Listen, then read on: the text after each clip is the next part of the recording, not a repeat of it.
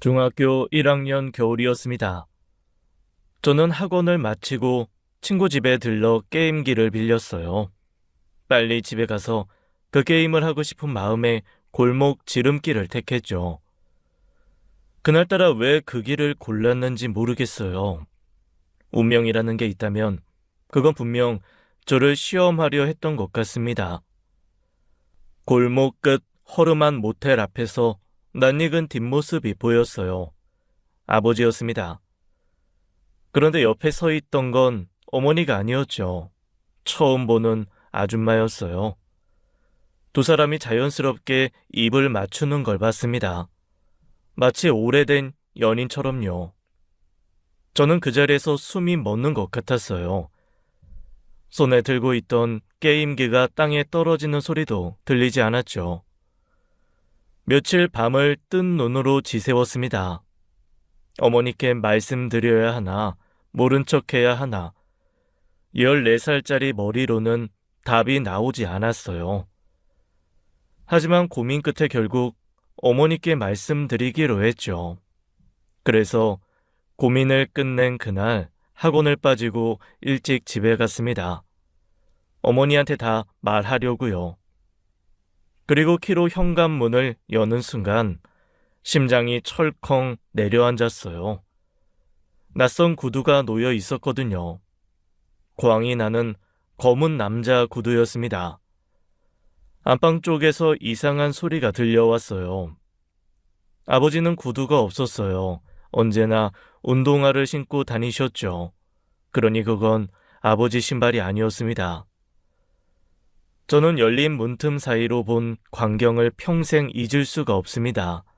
지금도 못 잊어요. 어머니와 모르는 남자가 침대 위에 엉켜 있었어요. 비명조차 지르지 못했습니다. 소리 없이 집을 빠져나와 골목에 쭈그려 앉았죠. 얼마나 울었는지 모르겠어요. 눈물이 마를 때까지 그 자리에 있었습니다. 그날 저는 부모님 둘 다 잃었어요. 얼마 뒤 부모님이 크게 다투셨어요. 아마도 서로의 외도를 알았나 봅니다. 네가 무슨 자격으로 나한테 따져? 너도 남자 만나잖아. 네가 먼저 바람 피웠으니 내가 다른 남자를 만나지. 그렇다고 집으로 딴 남자를 들여? 또라이 같은 게. 너 같은 인간이 그런 말할 자격이 되냐? 가난했어도 부모님 사이는 좋다고 믿었었어요. 하지만 아니었네요. 그날 두 사람 다 자기 잘못은 없다고 소리를 질렀죠. 마침내 이혼 이야기가 나왔습니다. 그런데 진짜 지옥은 그 다음이었어요. 상진이는 네가 데려가. 왜 내가 데려가? 네 아들이잖아. 내 아들? 꼭 네 아들은 아니라는 것처럼 말한다? 야, 엄마가 데려가는 게 당연한 거 아니야? 넌 모성애도 없냐? 그러는 넌 부성애도 없냐? 아, 몰라. 당신이 데리고 가. 저를 서로 떠넘기는 그 대화를 저는 방문 너머로 다 들었습니다. 부모가 저를 짐짝 취급하더군요. 그 과정이 몇 달이나 이어졌어요.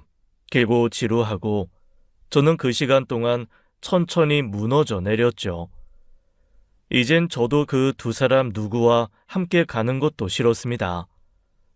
결국 중학교 2학년이 되던 해 저는 부모님이 구해준 자취방에서 혼자 살게 됐습니다. 15살에 저는 버림을 받았어요. 아무도 저를 원하지 않았죠.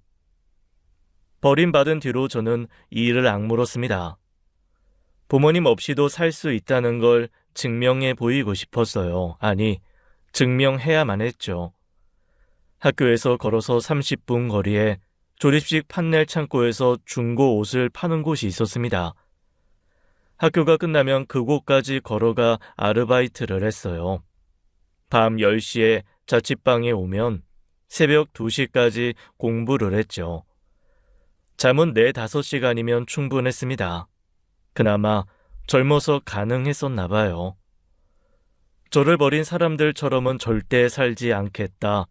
그 도끼 하나로 버텼어요. 배고프면 라면으로 때웠고 외로우면 책을 읽었죠. 친구들이 놀자고 해도 거절했습니다. 저한텐 그럴 시간도 돈도 없었으니까요.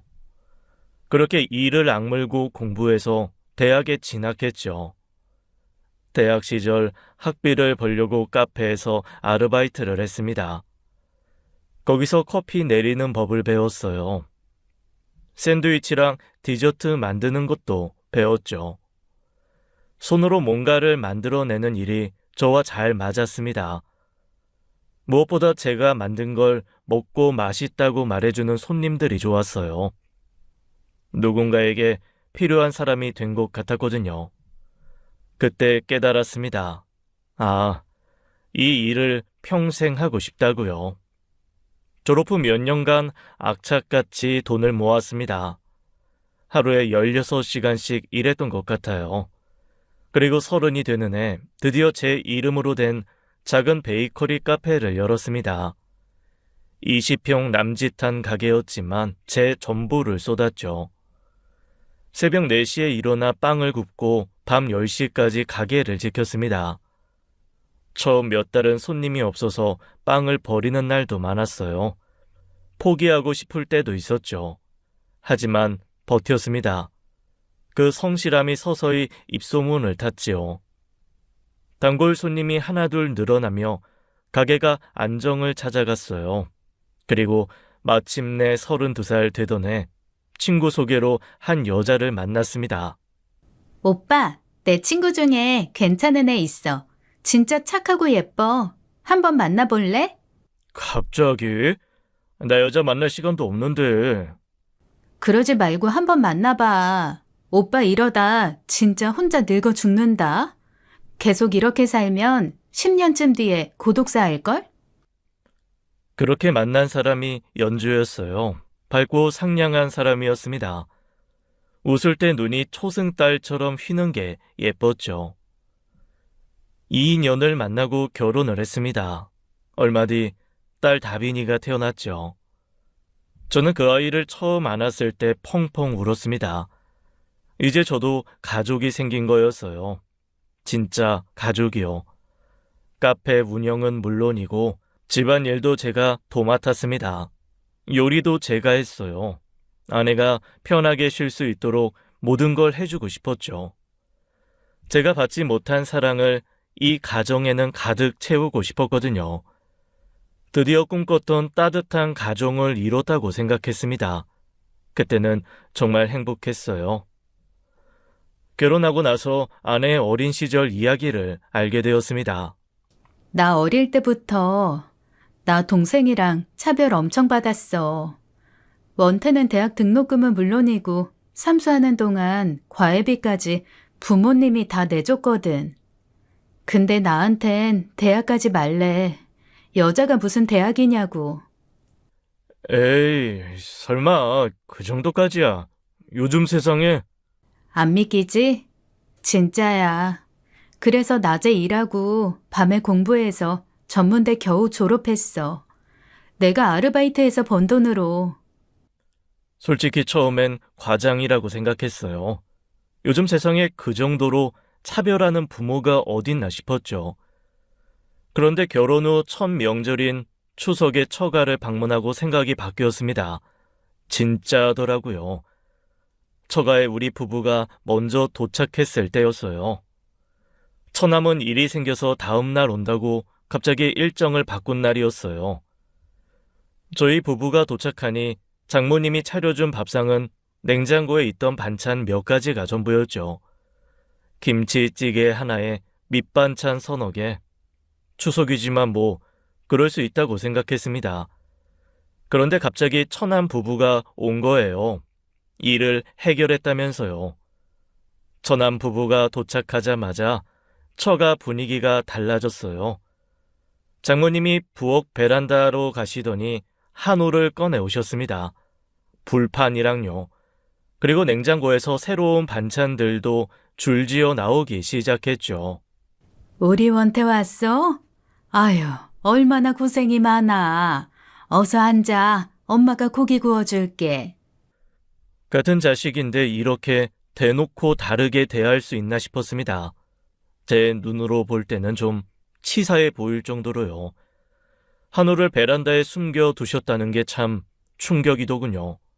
심지어 집에 돌아갈 때도 장모님은 처남에게만 몰래 한우 세트와 용돈 봉투를 건네는 걸 봤어요. 저는 못 본 척 했지만 속이 쓰렸죠. 아내 말이 과장이 아니었구나 그제야 알았습니다. 처음 본 저도 이렇게 속상한데 평생 이걸 겪은 아내는 얼마나 속이 상했겠습니까? 세월이 흘러도 그 차별은 변하지 않았어요. 오히려 손녀들에게까지 이어졌죠. 장인 장모는 제 딸 다빈이에게 유독 냉정했습니다. 작은 실수에도 크게 혼을 내곤 했어요.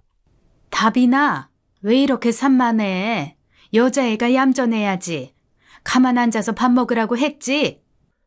반면 처남네 딸들에게는 완전히 다른 사람이 되었죠. 웃으며 용돈을 쥐어주고 예쁜 옷이랑 장난감을 사다 주곤 했습니다. 우리 이쁜이들 왔어? 우리 이쁜이들은 원태를 아주 쏙 빼다 박았네. 어쩜 이렇게 예쁘게 생겼을까? 참다 제가 한마디 했습니다. 어머님, 같은 손녀인데 왜 이렇게 다르게 대하세요? 다빈이도 똑같이 어머님 외손녀잖아요. 뭐? 아, 내가 언제 차별했어? 자네 별소리를 다 하네. 내가 얼마나 다빈이를 예뻐하는데.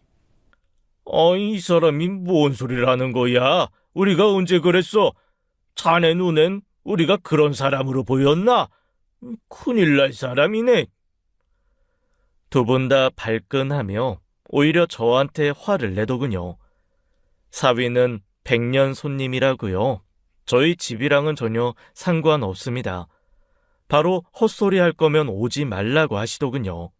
그런데 웃긴 건 처남댁한테는 절절맸다는 거예요.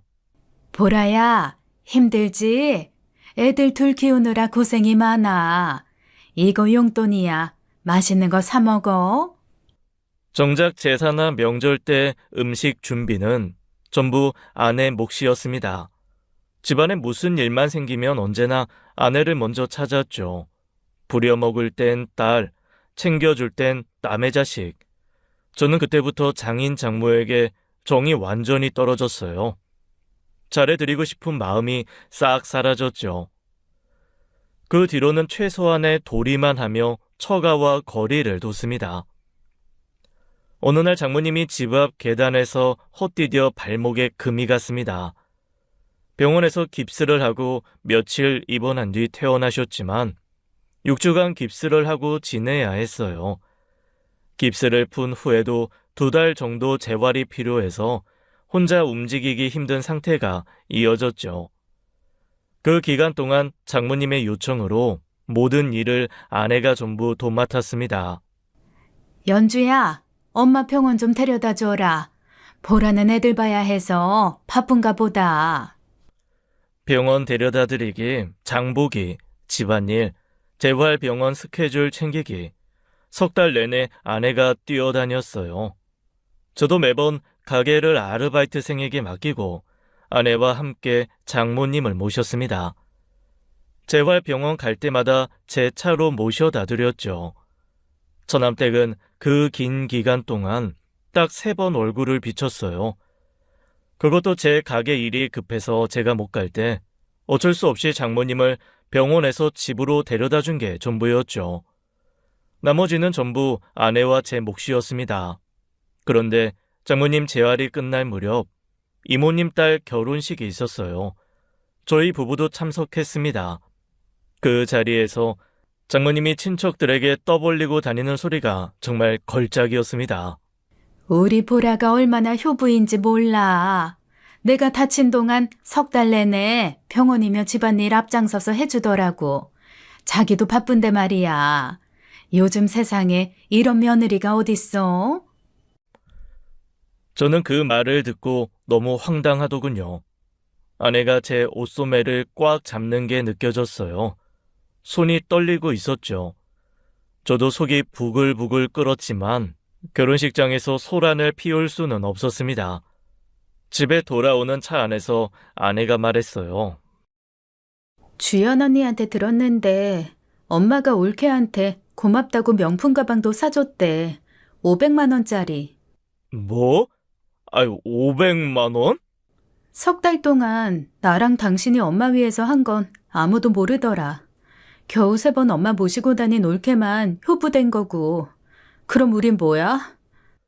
집에 도착하자마자 아내가 펑펑 울었습니다. 나 이제 친정이 신경 안 쓸 거야. 진짜 안 해. 아무리 그래도 그렇지 어떻게 이럴 수가 있어? 진짜 사람 안 바뀐다. 그래, 그렇게 해. 당신도 더 이상 상처받지 마. 당신 충분히 잘했어. 저는 아내를 안아주며 등을 토닥였죠. 그날 밤 아내는 울다 지쳐 잠들었습니다. 그 뒤로 아내가 이상해졌어요. 며칠간 집에서 멍하니 천장만 바라보는 날이 이어졌죠. 밤에는 울다가 잠들고 낮에는 거의 말을 안 했습니다. 밥도 제대로 안 먹었어요. 다빈이가 말을 걸어도 건성으로 대답하곤 했죠. 저는 아내가 점점 걱정됐어요. 그러다 어느 날 아내가 먼저 말을 꺼냈습니다. 나 필라테스 동호회 가입했어. 필라테스 동호회? 아이, 갑자기? 집에만 있으니까 답답해서 운동 좀 하려고. 아내는 결혼 전부터 오랫동안 필라테스를 다녔었어요. 그래서 저는 자연스럽게 받아들였죠. 그런데 필라테스는 기구가 필요하잖아. 동호회에서 그걸 어떻게 해? 회장님이 예전에 학원 운영했다가 문 닫았대. 그래서 그 장소 공짜로 쓰게 해준대. 아, 그렇구나. 필라테스는 여자들 운동이라 저는 큰 신경을 쓰지 않았습니다. 오히려 아내가 밖에 나가서 사람들을 만나는 게 좋아 보였어요. 우울해하던 모습이 걱정이었거든요. 동호회 활동을 시작한 뒤로 아내가 눈에 띄게 달라졌습니다. 표정이 밝아지고 웃음을 되찾았어요. 저는 드디어 아내가 우울증을 극복했구나 싶어 한시름 놓았죠. 그리고 2달쯤 됐을 때였습니다. 어느 주말 아내가 외출을 한다며 샤워를 하러 욕실에 들어갔어요. 저는 거실 소파에 앉아 TV를 보고 있었죠. 그때 테이블 위에 놓인 아내 핸드폰에서 카카오톡 알림이 연달아 울렸습니다. 띵띵띵 무심코 화면을 봤어요. 필라테스 동호회 단체 카톡방에 사진이 여러 장 올라오고 있었죠. 보니까 며칠 전 모임 후 뒤풀이로 호프집에서 찍은 단체 사진이었습니다. 저는 별 생각 없이 사진을 봤다가 눈이 휘둥그레졌어요. 사진 속의 여자는 딱 2명뿐이었거든요. 아내와 50대로 보이는 여자 1명, 나머지 12명이 전부 남자였습니다. 그것도 절반 이상이 30대에서 40대 초반으로 보이는 젊은 남자들이었어요. 순간 머릿속이 복잡해졌습니다. 필라테스가 여자들 운동 아니었나? 왜 남자가 이렇게 많지? 불안한 감정이 슬금슬금 밀려왔어요. 아무리 생각해도 이상했죠. 아내가 샤워를 마치고 나왔습니다. 여보, 카톡에 사진 올라왔던데 필라테스 동호회인데 웬 남자가 이렇게 많아? 아, 그거? 요즘 필라테스 남자들 사이에서도 인기야. 허리 아픈 남자들이 재활 목적으로 많이 해. 그래도 당신이랑 이 아줌마 빼고는 다 남자잖아. 좀 이상하지 않아? 뭐가 이상해. 운동하는 건데 뭘. 아내는 별것 아니라는 듯 대수롭지 않게 넘겼어요. 하지만 저는 찜찜한 마음이 가시지 않았습니다. 솔직히 나 좀 불편하다. 남자가 이렇게 많은 동호회에서 필라테스를 왜 해? 솔직히 옷차림도 얇은 거 하나 입고 하는데 그냥 다른 동호회를 알아보든가 해. 아니다. 그냥 필라테스 학원을 다시 다니는 게 낫지 않아? 당신 뭐야? 왜? 질투해? 질투가 아니라 상식적으로 말하는 거야. 필라테스 동호회에 남자가 10명이 넘는 게 정상이야? 당신이 요즘 세상 몰라서 그래. 남자들도 운동 많이 해. 당신도 좀 해. 그리고 거기 회장님이 기구 다 무료로 쓰게 해주는데 내가 왜 돈 내고 학원을 다녀? 아내는 귀찮다는 듯 손을 저었어요. 저는 마음이 점점 불편해졌습니다. 그래도 그냥 그만둬. 여기 남자들이 뭐 다 운동 목적으로 오겠어? 아, 진짜 왜 이래. 나 좀 내버려둬. 내가 알아서 할게. 별걸 다 참견하고 그래. 아내가 짜증을 내며 방으로 들어가 버렸습니다. 뭔가 잘못되고 있다는 느낌이 들었지만 그게 뭔지 정확히는 알 수 없었죠. 단순 운동 동호회인데 그냥 제가 너무 예민한 건가 싶기도 했습니다. 아내가 우울증도 떨쳐내고 밝아졌는데 제가 괜히 의심하는 건 아닌가 싶었어요. 하지만 가슴 한구석에 찜찜한 감정은 쉽게 사라지지 않았습니다. 그 뒤로 아내의 외출이 부쩍 잦아졌습니다. 주말뿐 아니라 평일 저녁에도 동호회 모임이 있다며 나가는 날이 늘어났어요. 오늘 동호회 번개 있어. 저녁은 알아서 먹어. 일주일에 서너 번은 그렇게 나갔죠. 저는 혼자 다빈이 밥을 챙기고 재우는 날이 많아졌습니다. 덕분에 아내와 자잘한 마찰이 생기기 시작했어요. 그러던 어느 날 카드 결제 일에 통장에서 돈이 빠져나갔습니다. 그런데 금액이 평소보다 훨씬 많았어요. 아내 생활비 카드는 제 명의로 되어 있었거든요.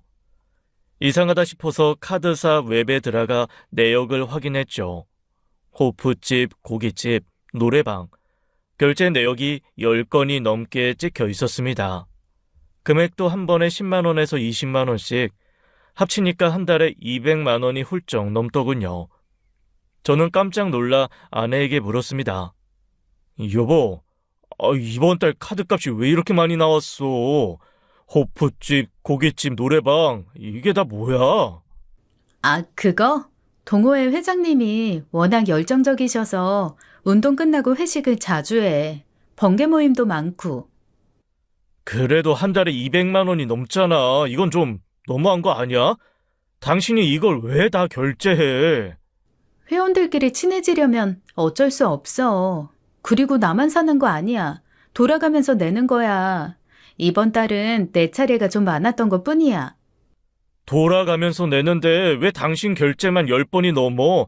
그리고 운동 동호회에서 왜 맨날 술을 먹어? 운동하고 나면 배고프잖아. 밥 먹다 보면 술도 한잔 하게 되는 거지. 아, 진짜.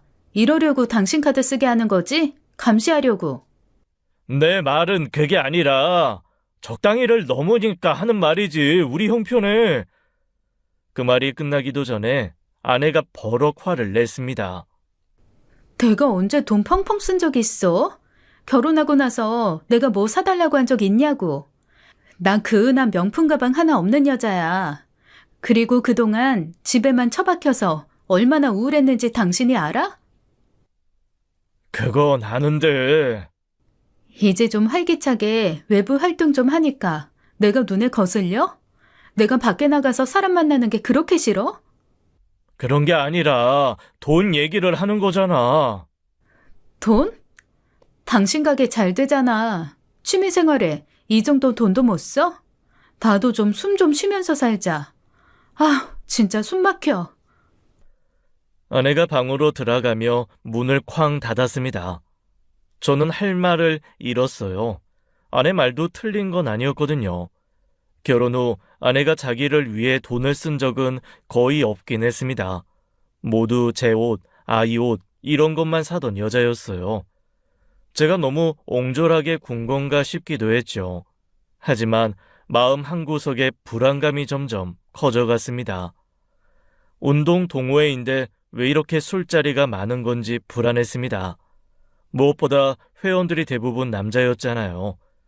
그래서 아내를 잘 다독여서 동호회를 옮기게 하려고 마음먹었죠. 그런데 그 다음 날이었습니다. 저는 카페에서 빵을 굽고 있었어요. 그때 핸드폰이 울렸죠. 아내였습니다. 여보, 나 지금 병원이야. 병원? 아니, 무슨 일이야? 나 사고 났어. 다빈이 유치원 끝나는 시간인데 내가 못 가. 당신이 좀 데리러 가. 뭐, 사고? 아니, 어디 다쳤어? 많이 다쳤어? 지금 어느 병원이야? 땡땡병원 응급실.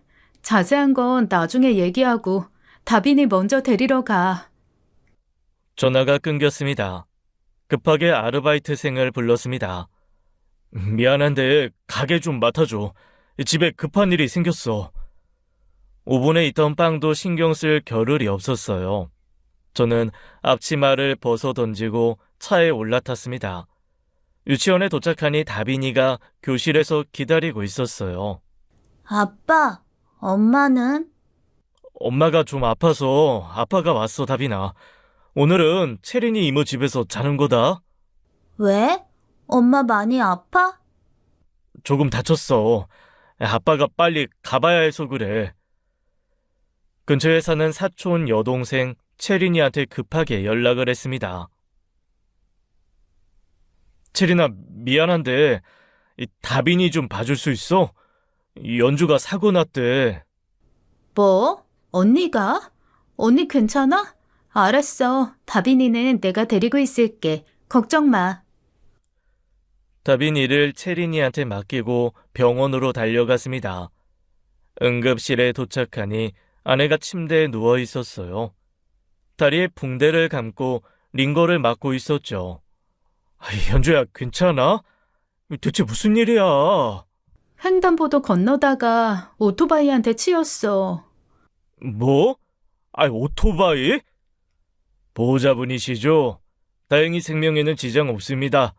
다만 종아리뼈에 금이 갔고 갈비뼈에도 금이 가서 2주 이상 입원이 필요합니다. 2주요? 네, 특히 무리하시면 안 돼요. 저는 아내의 손을 잡았습니다. 어쩌다 이렇게 된 거야? 많이 아파? 괜찮아. 동호회 모임 끝나고 집에 가려고 횡단보도 건너는데 갑자기 오토바이가. 됐어. 말하지 마. 일단 쉬어. 병실을 나와 채린이한테 전화했습니다. 채린아, 연주가 2주 정도 입원해야 할 것 같아. 나도 가게 일 때문에 진짜 미안한데 며칠만 다빈이 좀 부탁해도 될까? 뭐가 미안해. 당연하지, 오빠. 걱정 마. 다빈이는 내가 잘 볼게. 전화를 끊고 복도 의자에 앉았습니다. 한숨이 절로 나왔어요. 동호회 모임 끝나고 사고가 났다. 그 말이 자꾸 머릿속에 맴돌았죠. 아내가 입원한 지 며칠이 지났습니다.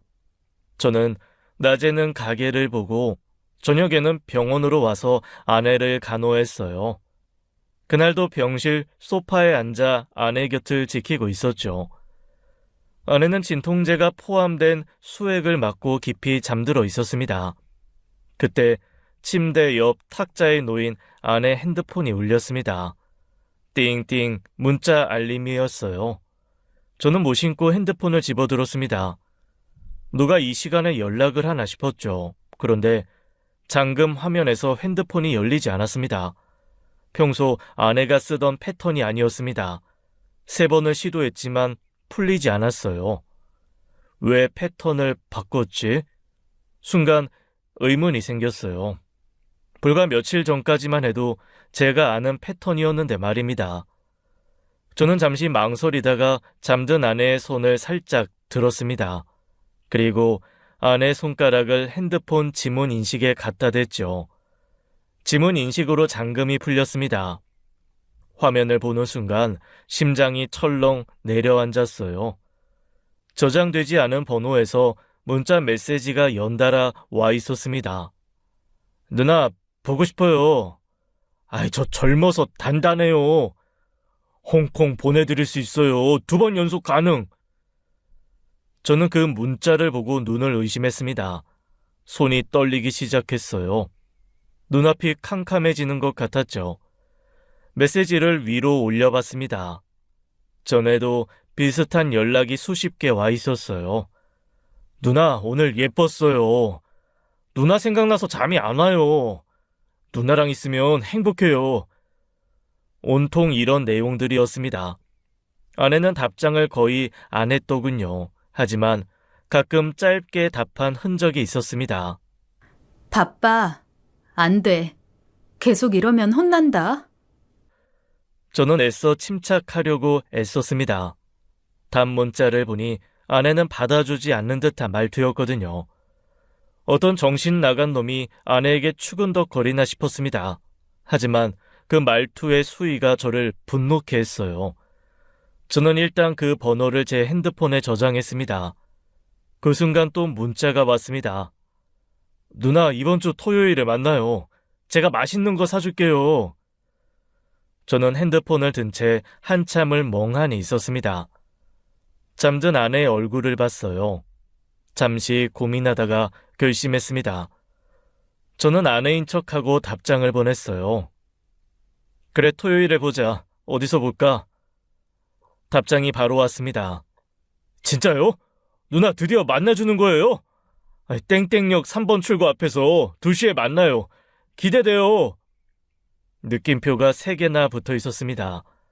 저는 그 메시지를 캡처해서 제 핸드폰으로 보냈어요. 토요일까지 나한테 문자 절대 하지 마. 남편이 볼 수 있어. 그렇게 문자를 다시 보내고는 아내 핸드폰을 원래 자리에 내려놓았습니다. 토요일 땡땡역 3번 출구 오후 2시. 저는 그날 그 장소에 직접 나가기로 마음먹었습니다. 어떤 놈의 새끼가 나올지 직접 확인하기로 했어요. 토요일이 됐습니다. 저는 약속 시간보다 1시간 일찍 약속 장소에 도착했어요. 3번 출구 근처 카페에 자리를 잡고 창가에 앉았죠. 밖이 훤히 보이는 자리였습니다. 커피를 시켜놓고 기다렸어요. 대체 어떤 놈이 남의 마누라한테 그런 문자를 보낸 걸까? 흥분이 돼서 그놈을 기다렸습니다. 오후 2시가 가까워지자 3번 출구 앞에 젊은 남자가 나타났습니다. 20대 중반쯤으로 보였어요.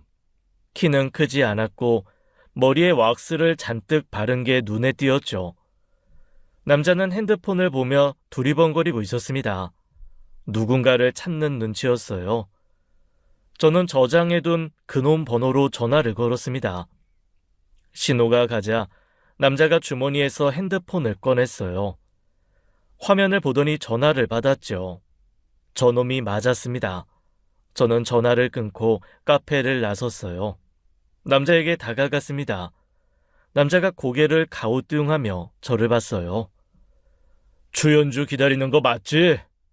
네? 누구세요? 나 추연주 남편. 남자의 얼굴이 순식간에 하얗게 질렸습니다. 눈이 휘둥그레지더니 뒤로 물러섰어요. 저는 그놈 멱살을 움켜잡았습니다. 그리고 근처 골목으로 끌고 들어갔어요. 남자가 발버둥을 쳤죠. 아저씨, 저 잘못 없어요. 진짜예요. 저는 분노가 치밀어 올랐습니다. 그놈 뺨을 세게 후려쳤어요. 퍽 하는 소리와 함께 남자가 바닥에 나뒹굴었죠. 잘못이 없어? 남의 마누라한테 젊어서 단단하다, 홍콩 보내주겠다 이런 개소리 하는 게 잘못이 없는 거야? 아저씨 때리지 마세요. 저 몰랐어요. 저는 다시 멱살을 잡아 그놈을 일으켰습니다. 미친놈이 어디서 몰랐다는 개소리를 해? 어디 감히 유부녀한테 그따위 소리를 해? 어? 유부녀한테 작업질 하려면 그 남편한테 걸려서 맞아 돼질 각오도 된 거 아니었어? 어? 너 몇 살이야? 26이요. 26? 미친 새끼 아니야 이거. 남자가 울먹이기 시작했습니다. 저 진짜 몰랐어요. 그냥 형들이. 형들? 네, 형들이, 동호회 형들이 그랬어요. 뭐? 동호회? 형들이 저 누나 쉽다고, 조금 잘해주면 꼬셔서 잠자리 할 수 있다고, 자기들도 다 했다고, 나도 한번 해보라고. 그래서 전 그냥. 그게 뭔 개소리야? 똑바로 말 못해? 진짜예요, 아저씨. 저만 그런 게 아니에요. 형들이 먼저 했어요. 한동안 아무 말도 할 수가 없었습니다. 방금 전까지도 저는 상상도 못한 일들이었어요. 개소리 하지 마. 증거를 대. 증거 없으면 넌 오늘 괘씸죄까지 더해서 죽는 거야. 그놈은 증거를 못 내놓고 우물쭈물했습니다. 저는 주먹을 들어 올렸어요. 아저씨 잠깐만요. 증거 있어요. 진짜 있다고요. 그럼 빨리 내놔. 동호회 단톡방 말고 이 형들끼리만 따로 판 단톡방 있어요. 거기 들어와 보세요. 제가 누나 얘기 슬쩍 꺼낼 테니까 형들 반응 보시면 돼요. 저는 잠시 생각했습니다. 이놈 말이 사실인지 직접 확인해야겠다 싶었어요. 좋아, 해봐. 대신 나 속이려고 하는 행동이면 그냥 오늘 같이 죽는 거야. 알겠냐? 남자가 후들거리는 손으로 핸드폰을 꺼냈습니다. 단톡방에 저를 초대하더군요. 형들, 나 아는 형님이야. 같이 운동하실 분. 이 형도 우리 동호회 가입하고 싶다고 하셔서. 저는 초대를 수락하고 들어갔습니다. 들어가자마자 메시지가 올라왔어요. 여자가 들어와야 하는데 왜 또 남자냐? 남자는 이제 그만 받자. 여자 데려와라, 여자. 인정, 캐캐캐. 아무튼 반가워요. 어서 와요. 남자는 회비 있으니까 참고하시고. 저는 프로필 사진을 풍경 사진으로 바꾸고 이름도 평범하게 바꿨습니다. 그리고 아무 말 없이 대화만 지켜봤어요. 제가 눈짓을 하자 그놈이 떠보는 메시지를 올렸습니다. 형들, 나 오늘 연주 누나 못 만남. 약속했는데 안 나옴. 바로 답장이 쏟아졌어요. 병신 또 까임? 못 먹는 감 찔러보기냐? 두식아, 넌 왜 맨날 태짜야? 캐캐. 그냥 포기해라. 누나가 널 남자로 안 보나 보다. 넌 영원히 못 먹을 듯. 캐캐. 저는 화면을 뚫어지게 쳐다봤습니다. 연주 누나, 제 아내 이름이었어요. 대화가 계속 이어졌습니다. 이번 주 순번 누구냐? 나 지난주에 했으니까 이번 주는 재훈이 형 차례 아님? 토요일에 만나기로 함. 축하. 형 또 득점이네. 순번, 득점. 읽으면 읽을수록 속이 뒤집어졌습니다. 연주는 좀만 이빨 털면서 잘해주면 다 넘어옴. 꼴에 여왕벌 모시듯이 해야 함. 이 남자들은 아내를 여왕벌처럼 떠받들어주는 척했던 겁니다. 하지만 진심이 아니었어요. 전부 잠자리가 목적이었죠. 아내는 그것도 모르고 자기가 진짜 인기 많은 줄 알았던 거예요. 그 관심에 취해서 이 남자들과 잠자리를 했던 겁니다. 온몸에서 힘이 빠져나가는 것 같았습니다. 하지만 이성을 붙잡았어요. 지금 무너지면 안 된다. 저는 대화 내용을 전부 스크린샷으로 찍어 저장했습니다. 하나도 빠짐없이요. 아저씨, 제가 한 말 사실이죠? 이제 저 좀 보내주세요. 저는 그놈 멱살을 다시 움켜잡았습니다. 잘 들어. 오늘 일은 아무한테도 말하지 마. 내 마누라한테도, 이 단톡방 개새끼들한테도. 알겠어? 네, 알겠어요. 입 열면 넌 진짜 곱게 못 죽어. 알았냐? 네, 절대 말 안 해요. 약속할게요. 저는 그놈을 밀쳐냈습니다. 남자가 비틀거리며 골목을 빠져나갔어요. 저는 그 자리에 한참을 서 있었습니다. 핸드폰을 꺼내 스크린샷을 다시 봤어요. 이게 현실인가 싶었죠. 집으로 돌아오는 길이 그렇게 멀게 느껴진 적은 처음이었습니다. 다리에 힘이 풀려서 몇 번이나 멈춰섰어요. 머릿속에서 단톡방 대화가 계속 맴돌았죠. 순번 누구냐? 연주랑 입반 털면서 잘해주면 다 넘어옴. 꼴에 여왕벌 모시듯이. 그 말들이 귀에서 떠나지 않았습니다. 집에 돌아와서도 눈물을 참으려 했어요. 하지만 눈물이 멈추지 않았죠.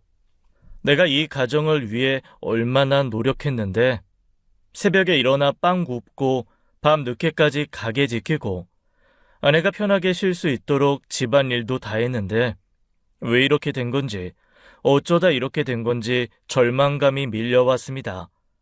부모님처럼 살지 않겠다고 평생을 다짐하며 살아왔어요. 그런데 결국 저도 똑같이 배신당한 거였죠. 중학생 때 부모님한테 받은 상처가 떠올랐습니다. 그때 그 참담함이 고스란히 되살아났어요. 하지만 무너져 있을 수만은 없었습니다. 밤새 생각했습니다. 단톡방 스크린샷만으로는 부족했어요. 거기엔 연주 누나라고만 적혀있지 그게 아내라는 게 명확히 특정되진 않았거든요. 그놈들이 아내와 동명이인이라고 발뺌하면 할 말이 없어지는 거였어요. 또한 아내도 자긴 모르는 일이다라고 나오면 증거로 쓰긴 어려웠죠. 확실한 증거를 모아야 했습니다. 아내가 빠져나갈 구멍을 완전히 막아버리기로 했어요. 그리고 그 남자들도 제대로 조져야겠다고 마음먹었죠. 한 놈도 빠짐없이요. 다음날 저는 흥신소 사무실을 찾아갔습니다. 50대 중반쯤 되어 보이는 남자가 저를 맞았어요. 어떤 건으로 오셨습니까? 아내 외도건입니다. 상대 남자들 신원 파악이 필요해요. 남자들이요? 한 명이 아니고? 네, 여러 명입니다. 저는 단톡방 스크린샷을 보여줬습니다. 흥신소 직원이 화면을 훑어보더니 고개를 끄덕였어요. 아내분이 또 이놈들을 만날 수 있을 테니 미행도 해보면서 신원조사 들어가겠습니다. 비용은 선불이고 기간은 한 달 정도 잡으셔야 합니다. 확실하게 잡아야 합니다. 알겠습니다. 연락드리겠습니다. 일주일 뒤 아내가 퇴원했습니다. 아내는 아무것도 모른 채 저한테 웃으며 말했죠. 여보, 고생했어. 병원 다니면서 가게도 보고 힘들었지. 괜찮아. 몸은 좀 어때? 많이 나았어. 이제 좀 쉬면 될 것 같아. 필라테스 하면서 몸 다시 만들어야지. 속이 뒤집어졌습니다. 하지만 내색하지 않았어요. 평소처럼 밥을 차려주고 평소처럼 대화를 나눴죠. 저는 이미 이혼을 결심한 상태였지만 아내에게는 철저히 비밀로 했습니다. 증거가 완벽하게 모일 때까지 기다려야 했으니까요. 한 달이 지났습니다. 흥신소에서 연락이 왔어요. 조사 끝났습니다. 사무실로 오시죠. 저는 가게 문을 일찍 닫고 흥신소로 갔습니다. 직원이 두꺼운 서류 봉투를 건네줬어요. 부인분이 실제로 관계를 가진 남자는 총 6명으로 확인됐습니다. 6명이요? 네, 그중 3명은 유부남이고 2명은 여자친구가 있는 상태입니다. 나머지 1명은 이혼남이에요. 저는 봉투를 열어 보고서를 꺼냈습니다. 남자들의 이름, 나이, 직업, 주소, 가족 관계까지 상세하게 적혀 있었어요. 사진도 첨부되어 있었죠. 유부남 3명, 김재훈, 엄기섭, 복길만, 여자친구가 있는 놈 2명, 노경태, 방준서, 이혼남 1명, 박동혁. 저는 보고서를 들고 있는 손이 떨렸습니다. 하지만 동시에 마음이 단단해졌어요. 이제 준비가 끝났다고 생각했죠. 한 놈도 빠짐없이 다 끝장을 볼 거였습니다. 다빈이를 다시 체린이네 집에 맡기고 집으로 돌아왔습니다. 아내와 단둘이 거실에 마주 앉았어요. 저는 테이블 위에 흥신소 보고서를 내려놓았습니다. 나 다 알고 있어. 뭐야, 이게? 갑자기 무슨 소리야? 동호회 남자들이랑 한지 전부 다 알아. 아내의 얼굴이 굳어졌습니다. 하지만 금방 표정을 바꾸더군요. 이게 뭔데? 누가 이런 거 만든 거야? 나 모함하려고? 발뺌하지 마. 흥신소에서 한 달 동안 당신 미행했어. 증거 다 있어. 흥신소? 당신 미쳤어? 날 뒷조사를 해? 미친 게 누군데? 김재훈, 엄기섭, 복길만, 노경태, 박준서, 박동혁 이놈들 다 누구야? 아내가 말문이 막혔습니다. 서류에 적힌 이름들을 보더니 얼굴이 창백해졌어요. 한참을 침묵을 하던 아내가 결국 입을 열었죠. 그래, 만났어. 그래, 만났어? 그게 할 말이 다야? 외로워서 그랬어. 당신이 나한테 관심이 있었어? 맨날 가게. 나는 집에서 혼자 썩어가고 있었는데. 저는 어이가 없었습니다. 지금 저한테 책임을 돌리는 건가? 내가 관심이 없었다고? 내가 이 가정을 위해서 얼마나 노력했는데 새벽부터 밤까지 일하고 집안일도 다 하고 당신 편하라고 다 해줬잖아. 그게 관심이야? 난 대화가 필요했다고. 당신은 내 마음 하나도 몰랐어. 그래서 정체도 모를 놈들 6명이랑 잤냐? 그게 당신이 필요한 관심이었어? 그건 됐고, 질척이면서 길게 말하면 뭐하냐? 이혼하자. 저는 단호하게 말했습니다. 그런데 아내의 반응이 예상과 달랐어요. 그래, 이혼하자. 뻔뻔하게 웃더군요. 나 같은 여자 놓치면 당신만 후회할 거야. 난 어디 가도 인기 많거든. 그 남자들이 왜 나한테 줄을 섰는지 알아? 내가 매력 있으니까 그런 거야. 미친 거니? 뭐? 사실이잖아. 당신은 나한테 관심도 없었으면서 이제 와서 뭘 따져? 그래, 다빈이는 내가 키운다. 그래, 당신이 키워. 당신이 키우면 되지.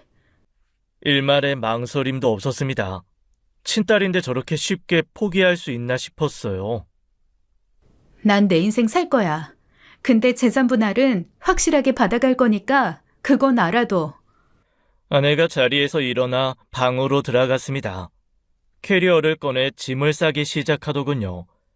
옷가지랑 화장품을 대충 쑤셔 넣었어요.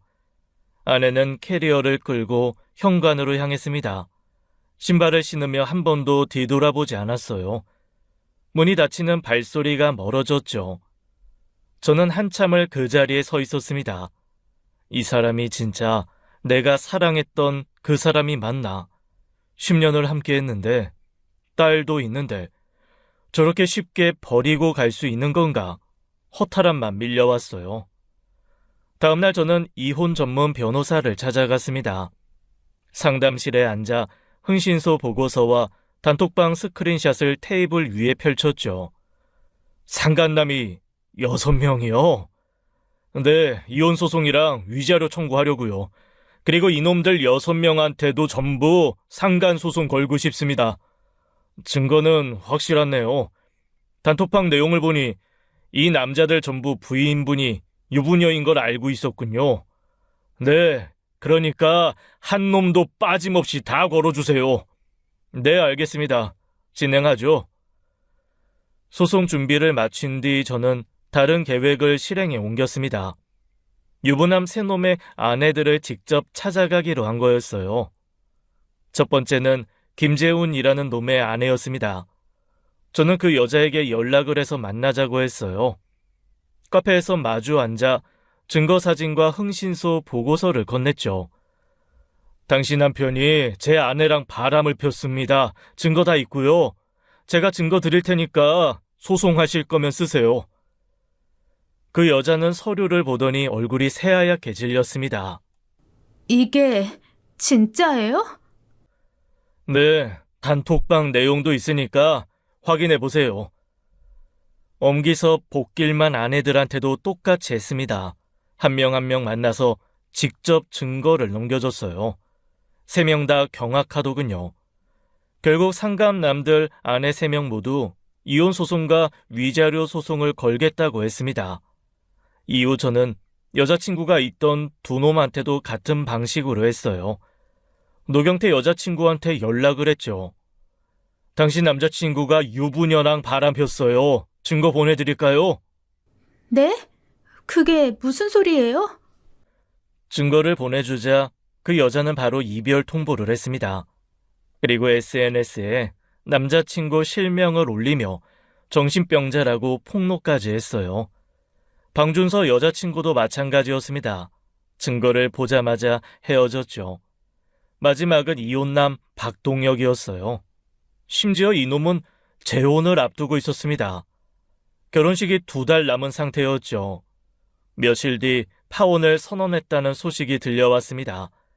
결혼식 2달 전에 모든 게 엎어진 거였죠. 저는 여섯놈 전부의 인생에 불을 질렀습니다. 후련하진 않았어요. 하지만 이 정도는 해야 속이 풀릴 것 같았죠. 이혼 소송이 진행되던 어느 날이었습니다. 저는 카페에 재료를 사러 시내 마트에 갔어요. 주차장에 차를 세우고 내리는데 저 멀리 낯익은 뒷모습이 보였죠. 아내였습니다. 저는 반사적으로 차 뒤에 몸을 숨겼어요. 아내가 어떤 남자 앞에 서 있었거든요.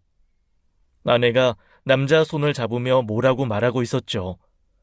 남자는 몸을 빼며 고개를 절레절레 흔들고 있었어요.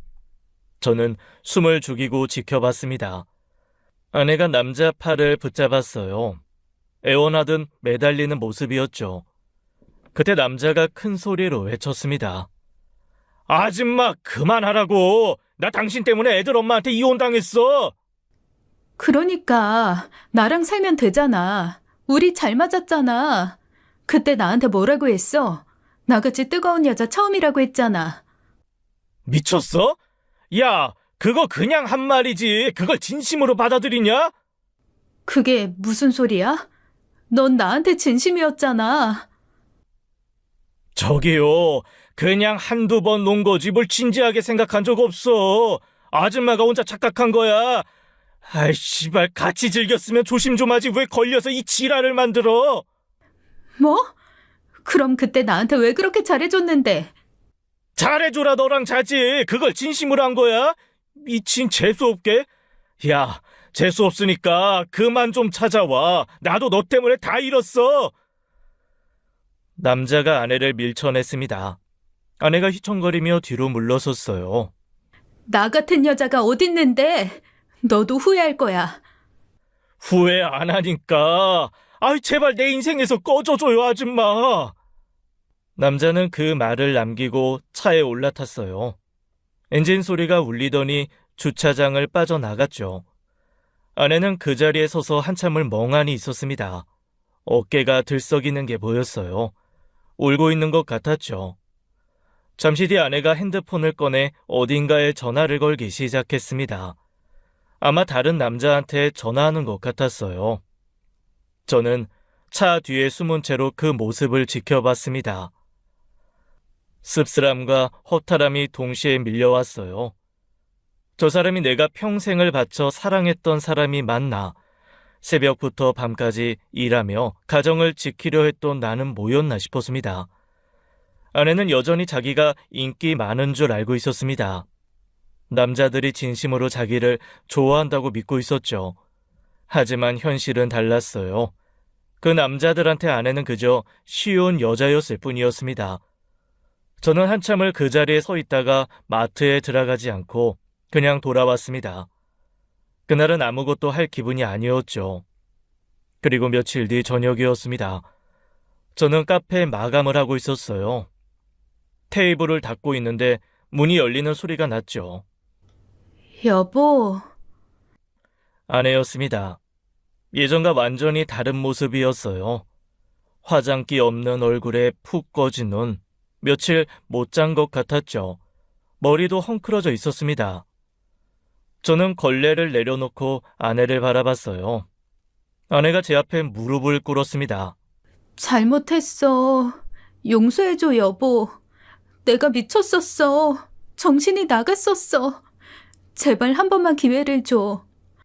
아내가 눈물을 흘리기 시작했습니다. 다빈이한테도 엄마가 필요하잖아. 그치? 내가 다시 잘할게. 진짜 잘할게. 그 남자들한테 속은 거야. 내가 바보였어. 걔들이 날 진심으로 좋아하는 줄 알았어. 근데 아니었어. 나 당신밖에 없다는 걸 이제야 알았어. 진짜야. 당신이 얼마나 소중한지 이제야 알겠어. 아내가 제 손을 잡으려고 했습니다. 저는 손을 뿌리치며 한 발 뒤로 물러섰어요. 나 어릴 때 부모님한테 버림받은 거 알지? 그때부터 평생 제대로 된 가정 하나 만들어 보겠다고 살았어. 그게 내 꿈이었거든, 따뜻한 가정. 여보, 근데 당신이 그 꿈을 박살냈어. 미안해. 정말 미안해. 그 남자들이 당신을 어떻게 생각했는지 알아? 뭐? 순번 정해서 돌아가며 잤어. 이번 주는 누구 차례냐? 지난주에 했으니까 이번 주는 네가 해라. 그렇게 돌려가며 당신이랑 잔 거야. 그게 무슨 소리야? 호구 남편 돈으로 술 먹는다고 비웃었어. 조금만 잘해주면 다 넘어온다고. 여왕벌 모시듯이 하면 된다고. 그게 그 남자들 생각이었다고. 당신을 진심으로 좋아한 게 아니라 쉬운 여자라서 논 거야. 당신만 몰랐겠지. 아내가 바닥에 주저앉았습니다. 울음이 터져 나왔어요. 몰랐어. 난 정말 몰랐어. 더 이상 할 말 없어. 나가. 여보, 제발. 한 번만 봐줘. 제발. 아내가 제 다리를 붙잡았습니다. 울부짖으며 매달렸어요. 내가 잘못했어. 다 잘못했어. 제발 한 번만. 저는 아내를 뿌리쳤습니다. 그리고 카페 문을 열었어요. 나가! 아내는 한참을 바닥에 엎드려 울었습니다. 저는 문을 잡은 채 서 있었죠. 몇 분이 지났을까 아내가 비틀거리며 일어났습니다. 문을 나서며 한번 뒤를 돌아봤어요. 저는 아무 말도 하지 않았습니다. 아내가 나가고 문이 닫혔어요. 저는 닫힌 문을 바라보며 길게 숨을 내쉬었습니다. 끝났다고 생각했죠. 이제 정말 끝난 거라고요. 이혼이 확정되고 1년이 흘렀습니다. 저는 다빈이와 둘이 살고 있어요. 카페도 잘 되고 다빈이도 건강하게 잘 자라고 있죠. 어느 날 오랜만에 연락이 왔습니다. 제 친구 나래였어요. 예전에 연주를 소개해줬던 그 친구였죠. 오빠, 나 나래야. 오랜만이야. 진짜 오랜만이다. 연락 못해서 미안해. 그런 여자 소개해줘서. 미안해서 진짜 할 말이 없었네. 괜찮아. 너도 모르고 소개해준 거잖아. 네 잘못 아니야. 그래도 미안해. 오빠가 얼마나 힘들었을까 생각하면. 됐어. 지난 일이야. 잠시 침묵이 흘렀습니다. 오빠, 연주 근황 들었어? 아니, 관심 없어. 아직도 정신 못 차렸더라. 동호회 엄청 많이 가입해서 다닌대. 등산 동호회, 테니스 동호회, 독서 동호회, 닥치는 대로 가입한대. 근데 이제 나이가 드니까 예전처럼 관심을 못 받나 봐. 젊은 여자들 들어오면 바로 밀려나고, 그럼 또 다른 동호회 가입하고.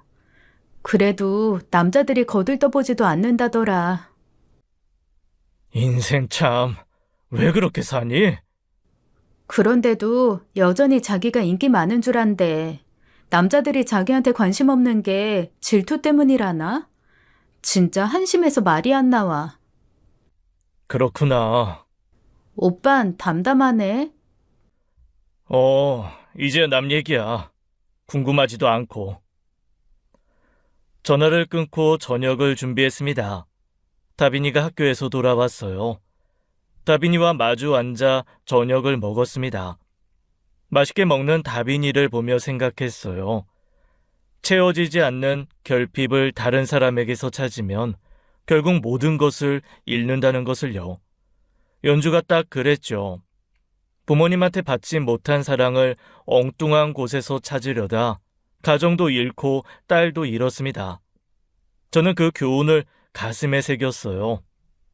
이 아이에게는 절대 그런 상처를 주지 않겠다고 다짐했죠. 아빠, 카레 맛있다. 그래? 더 먹어. 다빈이가 웃었습니다.